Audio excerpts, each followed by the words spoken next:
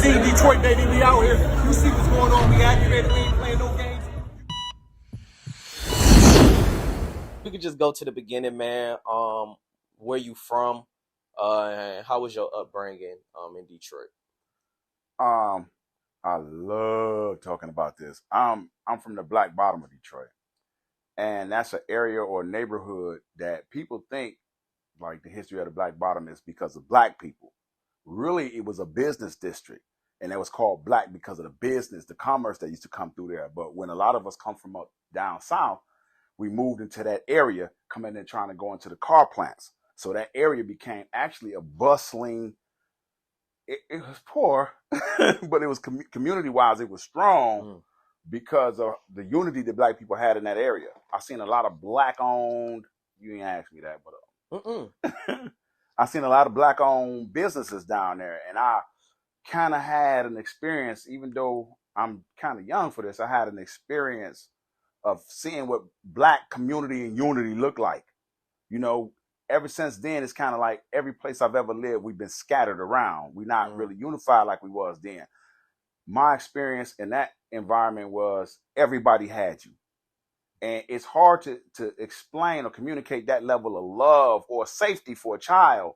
But as a child growing up in that environment, if everybody got you, you know what I'm saying? You can only go so far to do so many things. And there, in that time, we had distinguishable bad guys and good guys. Distinguishable, like people that was trying to be a goon. It was clear that they was goons, and the most of us was decent, so they stuck out. You know what I'm saying? Everybody would know goon throughout the city. Everybody would know goon.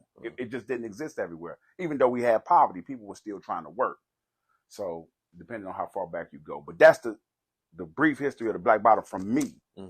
Now I grew up in that environment as it was beginning to dissipate because of Arabs moving into the community and basically buying up Detroit from up under our feet, our houses, our stores. And everything. What years roughly would you say that was? I'd say the early 80s. You know, maybe even back into the 70s. But my recollection is like 82, 83, 84. They just took everything from us. Gas station stores. You know, all we had was like back parlor, pool halls, and things of that nature. But they took all of the major commerce from us. So you talked about, you talked a little bit about, like the safety net that the community had for the youth and you know stuff like that.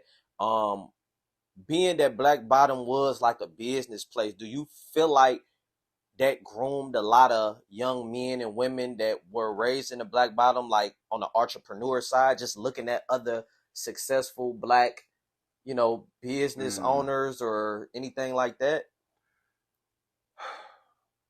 I want to say that the ones of us who did business really didn't teach it the way that it probably should have been taught to be carried on. But as far as entrepreneurs, for some reason that didn't really translate. You know what I'm saying? Like we was more on the outskirts of the business that was being done as the Black Bottom, as it was called, the Black Bottom.